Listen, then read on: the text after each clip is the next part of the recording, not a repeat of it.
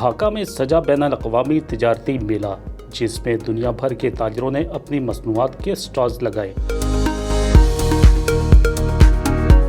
बैनुल-अक़वामी तिजारती मेले में पाकिस्तान के जूते और कपड़े लोगों की तवज्जो का मरकज बने रहे।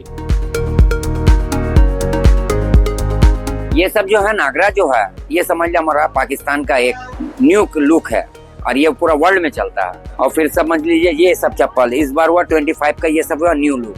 बैनुल-अक़वामी तिजारती मेले में पाकिस्तान के साथ साथ पड़ोसी मुल्क भारत और दीगर मुतअद्दिद ममालिक के स्टॉल्स भी लगाए गए थे। ताजिरों ने पाकिस्तान और बांग्लादेश के दरमियान तिजारत को फ़रोग़ देने की ख्वाहिश का इजहार भी किया।